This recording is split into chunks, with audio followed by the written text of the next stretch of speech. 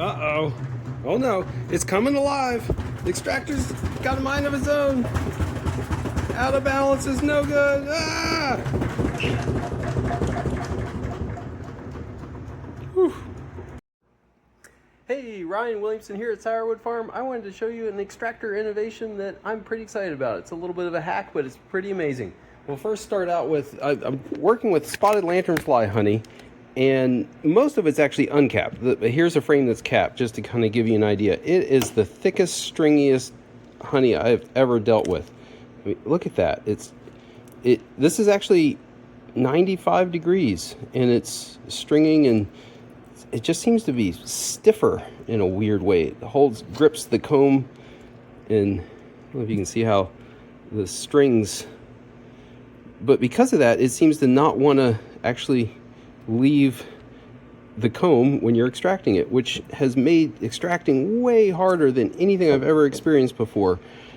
I have a 20 frame Dedant extractor here, and generally I can balance things out. This is foundation, this is foundationless, so I got to kind of even that out. Generally it's not a big deal. I'll just kind of ramp up the speed slowly. I've never had real balance issues with that.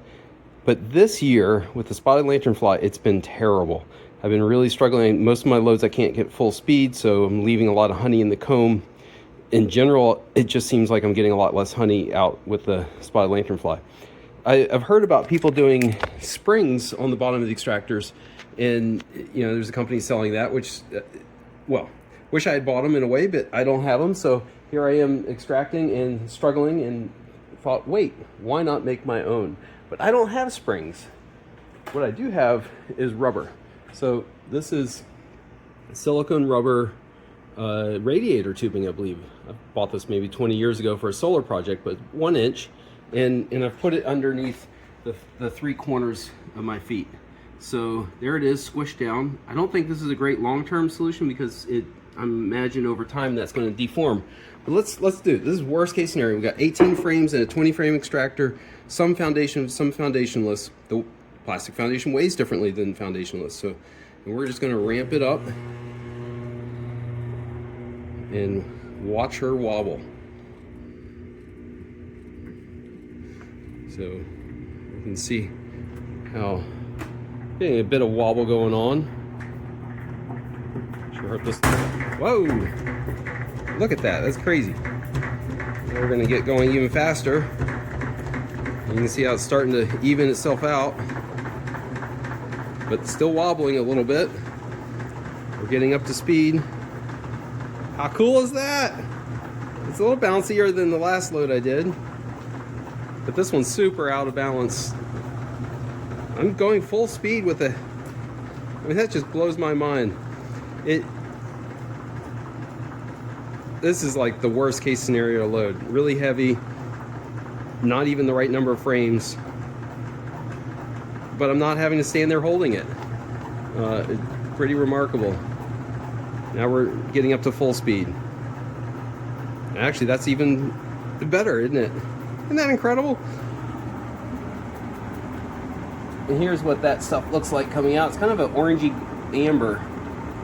Very strange. So there we are, ramped up full speed ahead, and it's pretty stable. You can see how these little... It's just incredible. So this is, I'm pretty tickled. I don't know how long term these things will work, and I imagine the regular hose, not the silicone, would work just as good. Not positive about that, but hey, why not try it? And hey, way cheaper than dropping $100 on springs when a little bit of rubber can work, and it also doesn't raise me up a lot more. So I'm pretty tickled about this. There we go. I mean, look at this, is just zipping along. Never been able to do unbalanced loads full speed. Absolutely incredible. And there comes out the honey. So anyway, hope this is useful to somebody. It's pretty exciting to me. Catch you on the next one.